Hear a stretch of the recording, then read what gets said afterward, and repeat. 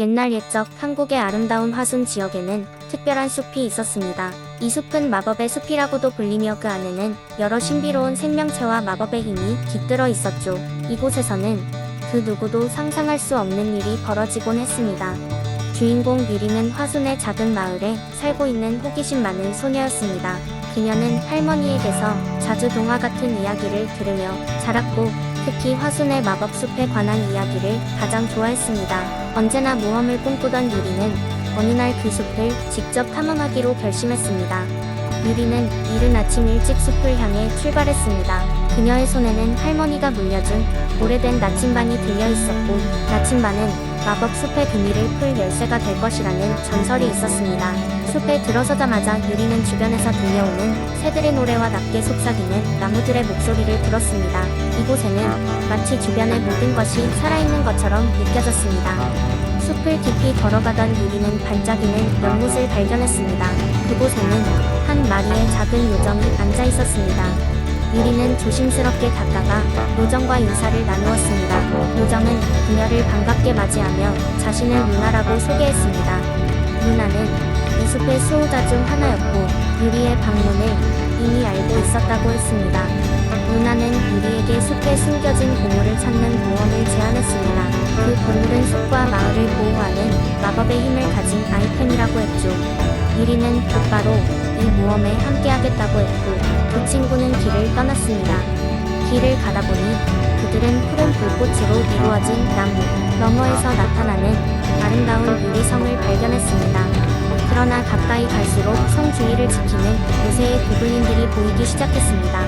루나는 유리에게 조심하라고 경고했지만 유리는 그들의 지배자를 물리치고 마법 보물을 찾아야 한다고 말했습니다. 유리와 루나는 협력하여 고블린들을 물리치는 데 성공했습니다. 그리고 성 안으로 들어가 마침내 마법 보물이 있는 방에 도착했습니다. 그곳에는 오래된 돌재단 위에 빛나는 수정 부채가 놓여 있었습니다. 유리가 다가가자 부채는 환하게 빛나며 숲과 마을의 평화를 가져다줄 약속으로 응답했습니다. 유리는 그 순수한 에너지를 자신의 마음속에 새기고 루나와 함께 마을로 돌아왔습니다. 그 후로 화순의 마법숲은 항상 평화롭고 행복한 장소로 남아있었습니다.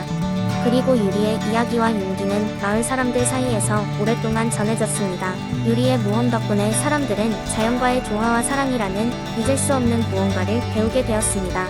두 번째 이야기 옛날 옛적 한국의 아름다운 영주 지역에는 기이한 마법숲이 존재했습니다. 이 숲은 높은 나무와 안개로 둘러싸여 있었고 그 가운데는 마법의 원천이라고 전해지는 신비한 연못이 있었습니다. 이 숲에 발을 들이는 것은 금기였으며 마을 사람들은 숲의 힘을 두려워하면서도 경외심을 품고 있었습니다. 그러나 그 숲에 관한 이야기는 단순한 전설로만 여겨지지 않았습니다. 숲 근처 마을에는 작은 소녀 아라가 살고 있었습니다. 아라는 호기심이 많고 용감한 아이였는데 그녀의 할머니를 통해 마법의 숲에 대한 이야기들을 듣고 자랐습니다. 할머니는 항상 아라에게 숲에 가지 말라고 엄하게 말씀하셨지만 아라는 그 이야기의 진실을 직접 확인하고 싶었습니다. 어느 날 집에서 혼자 시간을 보내던 아라는 숲속에서 이상한 소리가 들려오는 것을 느꼈습니다. 그녀는 망설이지 않고 그 소리를 따라 숲으로 들어가게 되었습니다. 숲속을 걷다 보니 주변이 점점 어두워졌고 신비로운 형상들이 나타나기 시작했습니다. 부드러운 빛이 아라를 휘감으며 길을 안내했습니다. 길을 따라가자 아라는 마법의 연못에 도착했습니다. 연못은 밝은 빛을 내뿜으며 주위의 안개가 한층 더 신비롭게 보였습니다. 아라는 조심스럽게 연못 가까이 다가갔습니다. 그러자 연못에서 작은 물방울들이 튀어오르며 공중에서 별처럼 빛났습니다. 그 순간 연못 위로 신비로운 목소리가 들려왔습니다. 아라야, 내가 원하는 것은 무엇이냐? 목소리는 매우 부드럽고도 위엄이 있었습니다. 아라는 순간적으로 당황했지만 자신의 진심을 담아 대답했습니다. 저는 사람들이 잊고 지내는 이 숲의 비밀을 알고 싶어요. 그리고 왜 사람들이 이곳을 피하는지 알고 싶어요. 목소리는 부드럽게 웃으며 다시 말했습니다. 좋다, 아라. 이 연못은 모든 답을 알고 있지만 그대가는 내가 짊어질 준비가 되어 있어야 하느니라. 아라는 고개를 끄덕이며 그 대가를 받아들이기로 했습니다. 그 즉시 영무 속으로 빨려 들어간 듯한 느낌이 들며라는 눈앞에 펼쳐진 놀라운 광경을 목격하게 되었습니다. 숲은 전쟁 중에 고귀한 마법사 집단의 피난처였고 그들은 이곳에서 마법의 힘을 이용해 세상을 치유하고 보호하고 있었습니다. 그러나 세월이 흐르면서 사람들은 점점 그 힘을 두려워하여 숲을 피하기 시작한 것이었습니다. 연못은 그들의 마법을 유지하고 있는 마지막 증거였습니다. 아라는 자신의 여행을 통해 숲의 진정한 의미를 이해하게 되었고 마을로 돌아와 사람들에게 그 이야기를 알렸습니다. 그녀는 할머니의 이야기가 단순히 전설이 아니라 그 속에 깊은 진리가 담겨있다는 것을 깨달았습니다. 이후 아라는 숲을 보호하며 마을 사람들과 함께 마법의 힘을 존중하고 이해하려는 노력을 기울였습니다. 사람들은 더 이상 숲을 두려워하지 않았고 숲은 다시금 마을과 평화롭게 공존하게 되었습니다.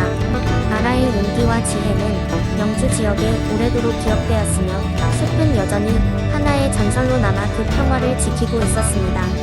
세 번째 이야기. 옛날 한국의 장성 지역은 푸르른 숲과 맑은 하늘로 유명한 곳이었다. 그 중에서도 가장 신비로운 곳은 붉은 숲이라 불리는 곳이었다. 이 숲은 매년 가을이 되면 모든 나무가 붉게 물들어 장관을 이루곤 하였다. 그러나 붉은 숲에는 특별한 비밀이 숨겨져 있었다. 전설에 의하면 붉은 숲에는 비밀의 꽃이 피어난다고 한다. 이 꽃은 한밤중에만 핀다고 알려져 있으며 이를 발견한 사람에겐 한 가지 소원을 이뤄주는 놀라운 마법이 걸려 있다고 했다. 하지만 그 꽃은 아주 희귀하고 찾기 어려운 것으로 유명했다. 어느 날 용감한 젊은 나그네 수연이가 붉은 숲을 찾아왔다. 수연이는 마을에서 전해오는 전설을 듣고 자신만의 소원을 이루기 위해 여행을 결심했던 것이다. 그는 붉은 숲 입구에 도착하자마자 그 어떤 것보다도 눈에 띄는 절경에 감탄했다. 그러나 수연이는 단지 경치를 감상하러 온 것이 아니었다. 그는 비밀의 꽃을 찾기 위해 깊은 숲속으로 발을 들였다. 숲길은 생각보다 험난했다. 높은 나무들과 울창한 덩굴이 길을 가로막았으며 자연의 소리는 수많은 미스터리와 함께 수연이의 마음을 더욱 두근거리게 했다. 어둠이 깔리면서 숲은 전혀 다른 곳이 되었다. 하늘은 점점 더 어둡게 변하고 수연이는 자신이 생각보다 깊숙한 곳에 와 있다는 것을 깨달았다. 그는 조심스레 숲속을 탐험하며 비밀의 꽃을 찾았다. 하지만 아무리 찾아도 그 꽃은 좀처럼 모습을 드러내지 않았다. 절망감이 몰려올 즈음 그는 어느 작은 호수가 반짝이며 은은한 빛을 발하는 것을 발견하게 되었다. 호수 중앙에 마치 별처럼 빛나는 꽃이 피어 있었다. 수연이는 기쁨에 찬 마음으로 호수로 다가갔다. 그러나 호수를 지나려는 순간 갑자기 하늘에서 신비로운 목소리가 들려왔다. 여보게, 소중한 것을 얻으려면 대가를 치러야 하지 않겠는가? 놀란 수연이는 주위를 두리번거렸지만 아무것도 보이지 않았다. 수연이는 용기를 내서 물었다. 그렇다면 제가 이 꽃을 갖기 위해 무엇을 치러야 합니까? 목소리는 부드럽게 대답했다. 진정한 희생이 무엇인지 깨닫기 위해 당신이 가장 소중히 여기는 것을 바쳐야 하네. 수연이는 잠시 생각에 잠겼다. 그는 가족과의 추억을 떠올렸다. 그리고 깨달았다. 단지 자신의 욕심을 채우기 위해 이곳에 온 것이 아니다. 내가 정말로 소중히 여기는 것은 수연이는 결심했다. 그는 자신이 간직하고 있던 가장 소중한 물건인 부모님이 주신 작은 목걸이를 목소리가 들린 방향으로 던졌다. 그러자 마법처럼 비밀의 꽃이 그의 손으로 날아왔다. 호수 위로 은은한 빛이 퍼지며 마치 수연을 축복하는 듯했다. 그 후로 수연이는 자신이 사랑하는 사람들과 함께 건강하고 행복하게 사는 것이 가장 큰 소원이라는 것을 깨달았다. 다른 큰 욕심은 필요하지 않았다. 그는 사람들이 주변에 머물 수 있게 도와주고 자연을 소중히 여기고 언제나 진실된 마음으로 살았다. 이후로도 많은 사람들은 붉은 숲의 전설을 전하며 그곳에서 진정한 가치와 소중한 것을 찾기 위해 여행을 떠나곤 했다. 그리고 그때마다 붉은 숲은 그들을 따뜻하게 맞아주었다고 한다. 네 번째 이야기. 옛날 옛적 한국의 남서쪽에 위치한 아름다운 섬 진도에는 넓고 푸른 숲이 있었다. 그 숲은 수많은 동물과 신비로운 생명체가 공존하는 장소였으며 마을 사람들은 그 숲을 신성하게 여기며 존중했다. 하지만 그 중에서도 가장 두려워했던 것은 바로 나무 귀신이었다. 전설에 따르면 나무 귀신은 숲의 가장 오래된 나무에 깃들어 살며 숲을 어지럽히거나 나무를 함부로 베는 사람들에게 파멸을 가져온다고 했다. 마을 사람들은 나무 귀신을 무서워했지만 숲의 자원은 그들에게 매우 중요했다. 그들은 나무를 베어 집을 짓고 나무에서 잎과 열매를 얻어 생계를 이어갔기 때문이다. 그래서 마을 사람들은 숲을 조심스럽게 이용하며 매년 봄이 되면 숲의 수호신에게 제물을 바쳤다. 그러나 어느 해 비가 오래도록 내리지 않아 들판에 북식들이 타들어가기 시작했고 마을 사람들은 식량 부족에 시달렸다. 피해가 점점 커지자 마을의 젊은이들은 숲으로 들어가 더 많은 나무를 베어 농장을 확장하려 했다. 그러나 노인들은 젊은이들을 말리며 나무 귀신의 전설을 다시 경고했다. 하지만 굶주림과 절망감에 휩싸인 젊은이들은 노인들의 경고를 무시하고 긴 작대기를 들고 숲속 깊숙이 들어갔다. 숲의 중앙에는 매우 커다란 나무가 하나 있었다. 그동안 나무 귀신의 집으로 여겨져 마을 사람들 대부분이 그곳에 가기를 두려워했다. 그러나 젊은이들은 나무가 큰 만큼 많은 목재를 얻을 수 있을 것이라 생각하고 그곳에 도착했다. 그들은 나무의 도끼를 휘둘렀다. 첫 번째 도끼질과 함께 짙은 안개가 숲속에 가득 차며 모든 것이 조용해졌다. 갑자기 하늘이 검은 구름으로 뒤덮이고 내성 병력이 숲속을 뒤흔들었다. 그 순간 나무 귀신이 모습을 드러내며 젊은이들을 향해 무서운 목소리로 외쳤다. 감히 이 성스러운 숲을 어지럽혔느냐.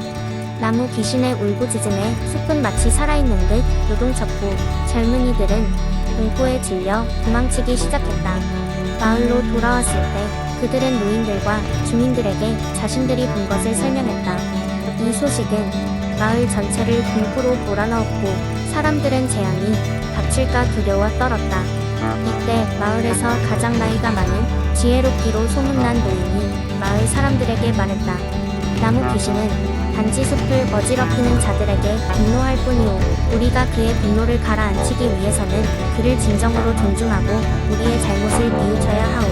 그런 다음 그는 나무 귀신에게 사과와 공물을 바치는 의식을 계획했다. 노인은 숲으로 들어가 나무 귀신 앞에서 공손하게 무릎을 꿇고는 진심 어린 목소리로 말했다. 숲의 수호자여, 우리의 경솔함을 용서해 주시길 바랍니다. 우리는 당신의 신성한 집을 소중히 여기지 못하고 함부로 대했습니다. 앞으로 이 숲을 더욱 소중히 여기겠습니다. 그러면서 그는 이 아름다운 숲에서 얻은 최고의 곡식과 과일로 공물을 바치고 마을 사람들도 함께 고개를 숙였다. 나무 귀신은 그들의 진실한 사과를 듣고는 마음이 누그러지며 숲에서 서서히 안개가 걷히고 평화가 찾아왔다. 이후 마을 사람들은 숲을 더욱 아끼고 조심히 다루었으며 나무 귀신은 그들을 보호하기로 약속했다. 그 후로 마을은 풍요롭고 평화롭게 지낼 수 있었다. 그렇게 진도의 마을은 나무 귀신과 평화로운 공존을 시작했던 것이다.